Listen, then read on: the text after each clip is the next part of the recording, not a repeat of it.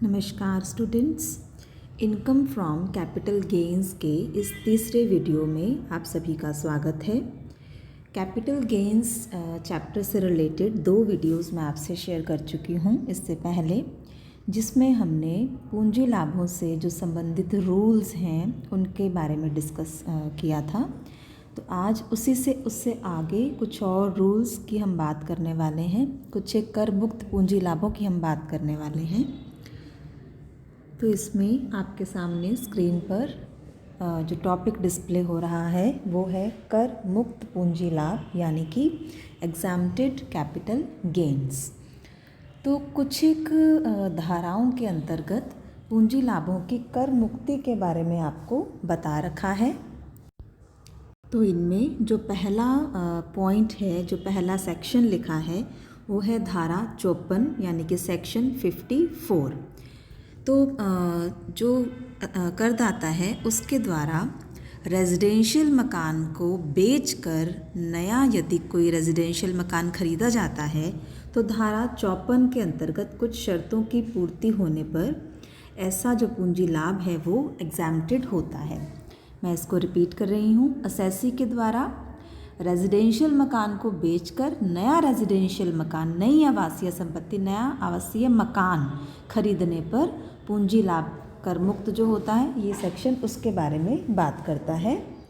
तो इसमें आप देखिए कि यदि असेसी रेजिडेंशियल हाउस प्रॉपर्टी को सेल करके नई रेजिडेंशियल हाउस प्रॉपर्टी खरीदता है तो कुछ एक शर्तें होती हैं जिनको पूरा करने पर ही उसको धारा 54 की छूट जो है वो अलाउड की जाती है। पॉइंट ए में आपको पहली शर्त बताई गई है, करदाता द्वारा नए मकान का परचेज पुराने मकान के हस्तांतरण यानी कि पुराने मकान को बेचने से 1 साल पहले या फिर 2 साल बाद की अवधि में होना चाहिए। और यदि नया मकान बनवाया जाता है, ऊपर की शर्त तो खरीदने की थी, नया मकान यदि खरीदा जाए तो पुराने मकान को बेचने की डेट से 1 साल पहले या 2 साल बाद की अवधि में उसको खरीदा जाना चाहिए। लेकिन यदि नया मकान बनवाया जाए, निर्माण किया जाए तो फिर पुराने मकान के हस्तांतरण के 3 साल की अवधि के अंदर ही उसको बनवाया जाना चाहिए। ठीक है। दूसरा बी शर्त है कि इस सेक्शन का लाभ केवल लॉन्ग टर्म कैपिटल गेन होने पर ही उपलब्ध होगा। तो इस बात का क्या मतलब है, LTCG यानी कि लॉन्ग टर्म कैपिटल गेन होने पर ही इस सेक्शन में हमको बेनिफिट मिलेगा। यानी कि जो हाउस प्रॉपर्टी है उसको कम से कम 24 महीनों के लिए धारण किया गया हो। मकान जो है जिसको बेचा जा रहा है 24 मंथ से ज़्यादा के लिए उसको धारण किया गया हो, ये इसकी दूसरी शर्त है। नेक्स्ट सी शर्त में आपको बताया है, यदि नया मकान खरीदने या बनवाने की अवधि के 3 साल के भीतर हस्तांतरित कर दिया जाए तो ऐसी स्थिति में जो एग्जैम्पशन पहले दी गई थी इस पूंजी लाभ की वो फिर से टैक्सेबल हो जाएगी। कहने का मतलब ये है कि जो पुराना मकान बेचकर नया मकान खरीदा है या बनवाया है, ठीक है, तो नया मकान जो है खरीदने या बनवाने की डेट के 3 साल के अंदर उसको ट्रांसफ़र नहीं किया जा सकता। अगर उसको 3 साल के भीतर ट्रांसफ़र कर दिया जाता है तो ऐसी स्थिति में पहले एग्जैम्प्ट हुई राशि फिर से टैक्सेबल हो जाएगी। फिर हम डी पॉइंट की बात करते हैं, यदि नए मकान की कॉस्ट जो है वो लॉन्ग टर्म कैपिटल गेन की राशि से कम है, यानी कि LTCG ज़्यादा है और नए मकान की कॉस्ट जो है वो कम है, तो ऐसी स्थिति में नए मकान की कॉस्ट जो है वो पूरी की पूरी उसकी हमें छूट मिल जाएगी। और यदि नए मकान की जो वो लागत है वो LTCG यानी कि लॉन्ग टर्म कैपिटल गेन की राशि से ज़्यादा है तो फिर ऐसी स्थिति में जो पूरा का पूरा LTCG है वो हमारा एग्जैम्प्टेड होगा। दीर्घकालीन पूंजी लाभ की पूरी राशि जो है वो कर मुक्त होगी। Then come to the E point, assessment year 2020-21 से ये नया प्रोविज़न लाया गया है कि यदि LTCG की राशि यानी लॉन्ग टर्म कैपिटल गेन की राशि 2 करोड़ से ज़्यादा नहीं है तो असेसी इस एग्जाम्पशन के लिए एक की जगह पर 2 आवासीय मकान खरीद या फिर बनवा सकता है। पूर्व में ये छूट जो है वो एक ही आवासीय मकान के लिए मिलती थी, लेकिन अब ये इस कर मुक्ति के लिए जो करदाता है वो एक की जगह 2 नए आवासीय मकान खरीद या फिर निर्मित करवा सकता है। इनको खरीदने या बनवाने की अवधि जो है वो पहले बताई गई है, उसी अनुसार रहेगी, 2 साल या 3 साल। और एक बहुत इम्पॉर्टेंट पॉइंट यहाँ पे है कि ये जो ऑल्टरनेट है ये असेसी अपने जीवन काल में केवल एक ही बार प्राप्त कर सकता है, ओनली 1 टाइम इन हिज और हर लाइफ। जो ये जो आपकी छूट सेक्शन की बात की, ये था धारा 54 सेक्शन 54। नेक्स्ट मैं बात कर रही हूँ सेक्शन 54 EC। 54 EC जो सेक्शन है ये कुछ पर्टिकुलर बॉन्ड्स में इन्वेस्ट करने पर दीर्घकालीन पूंजी लाभ यानी LTCG पर कर मुक्ति के बारे में बताता है।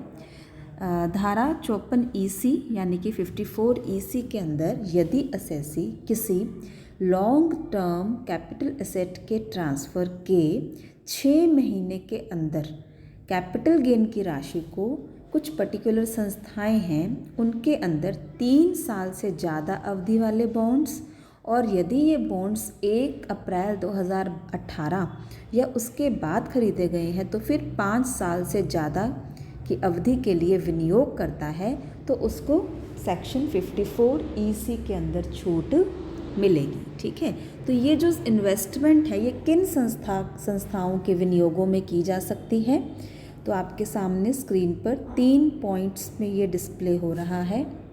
पहला है भारतीय राष्ट्रीय राजमार्ग प्राधिकरण यानी कि इंडियन नेशनल हाईवे अथॉरिटी, और दूसरा है इसमें रूरल इलेक्ट्रिफिकेशन कॉरपोरेशन।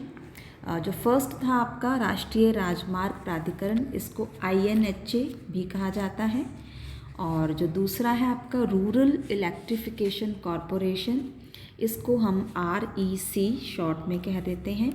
तीसरा इसके अंदर है पावर फाइनेंस कॉरपोरेशन यानी कि PFC, इसके बॉन्ड्स में हो, और या इसके अलावा सेंट्रल गवर्नमेंट द्वारा कोई इश्यू हो बॉन्ड्स जो इस धारा सेक्शन 54 EC में एग्जाम्पशन से संबंधित कोई बॉन्ड हो तो एक अलग बात है। अदरवाइज़ ये जो 3 आपको बताए हैं INHA, REC और PFC, इनके नाम आपको याद रखने पड़ेंगे।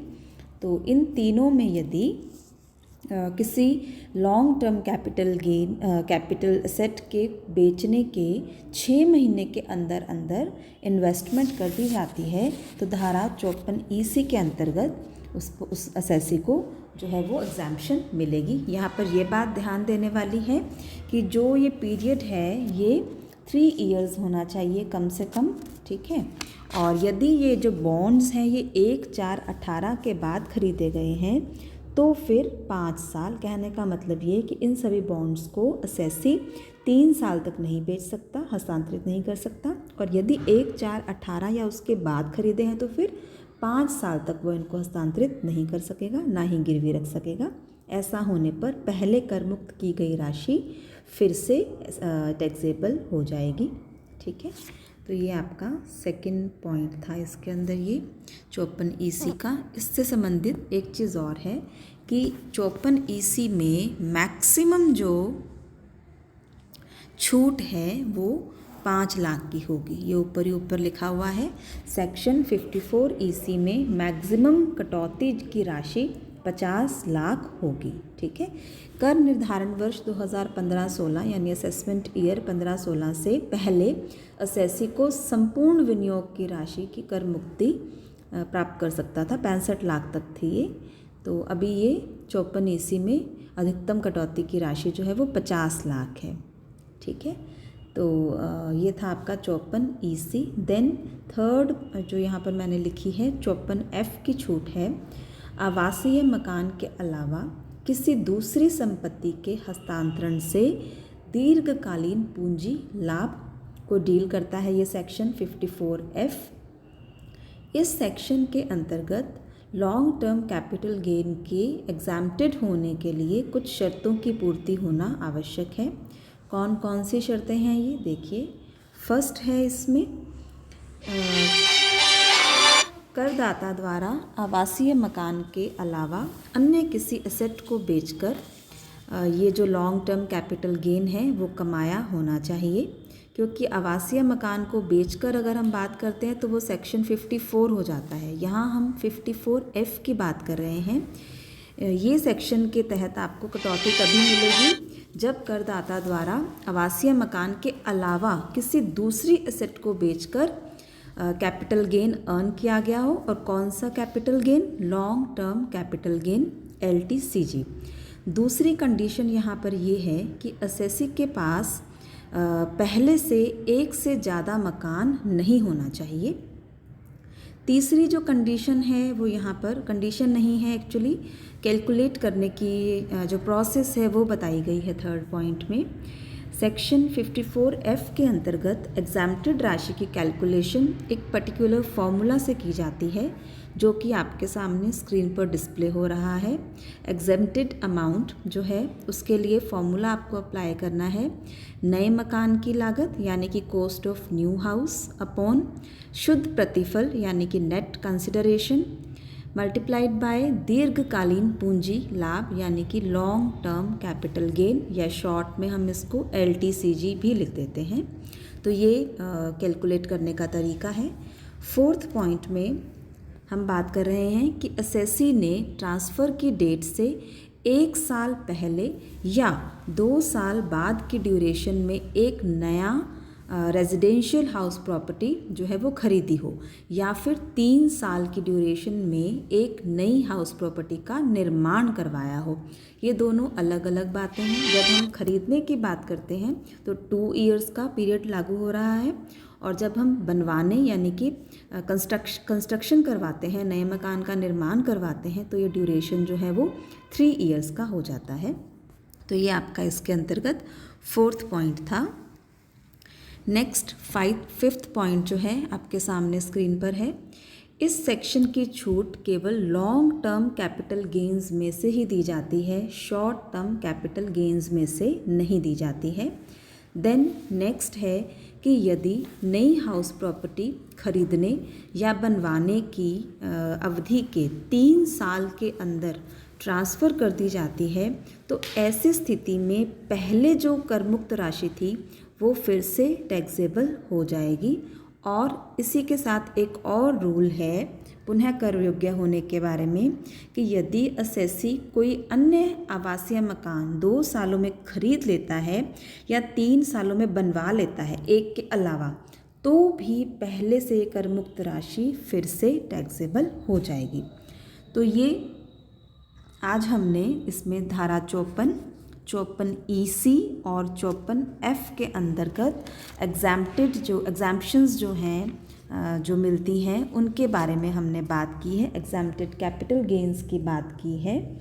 और भी काफ़ी शर्तें हैं जो इम्पॉर्टेंट हैं, 1-2 शर्तें और हैं, वो मैं आपसे नेक्स्ट वीडियो में शेयर करूँगी।